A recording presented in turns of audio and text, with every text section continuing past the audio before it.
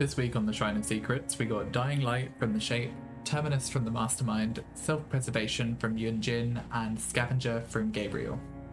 Dying Light is a perk that buffs the healing action speed of the Obsession, but gains you a token each time you hook a survivor who isn't the Obsession, and for each token, all survivors that aren't the Obsession gain a 3% penalty to repair, healing, and sabo speeds. It's okay, it's nothing amazing, but it can stack well with like Legion if you want to run like Thanatophobia and get as much slowdown as possible. It sort of stacks nicely with those perks, but nothing too crazy by itself. Terminus from the Mastermind makes it so when all the generators are powered, any survivor that becomes injured will also become broken until the exit gates are powered, and then it starts a timer. So once the exit gates are powered and open, the timer begins, and they will remain broken until that timer runs out.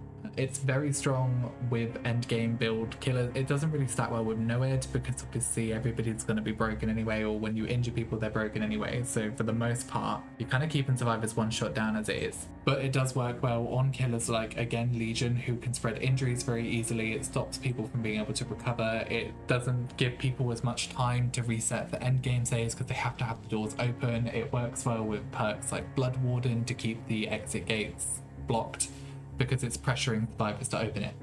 All round for killers, so these are two pretty good perks. They both fit well on certain builds, endgame builds or slowdown builds. On the survivor side, both perks are unfortunately free character perks. Not base game this time, which is a step in the right direction. Self-preservation makes it so if another survivor is hit within 16 meters of you, or maybe slightly further at tier 3, it basically gives you elusive. It suppresses your scratch marks, your pool of blood, and your grunt of pain for a little while. It's not great, to be honest. Not really worth a slot. I'd rather go with something like Iron Will, which is quite reliable, or even Deception reliably gets rid of your scratch marks. Scavenger from Gabriel makes it so if you've got an empty toolbox in your hand and you succeed 5 great skill checks, it will refill the toolbox, but then it gives you a huge debuff to gen repair speed for a while. I mean, it's not better than using Built to Last. Built to Last lets you hide in a locker and recharge your item. This will just recharge your toolbox after succeeding 5 great skill checks with an empty toolbox, and then heavily penalize your gen repair speed. Could be good on a Sabo build, but I would just run Built to Last anyway. It's more reliable, does the job a bit quicker.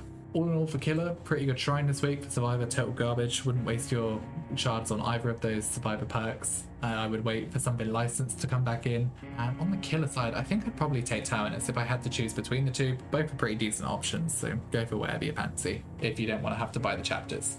Thanks so much for listening. I will catch you next week.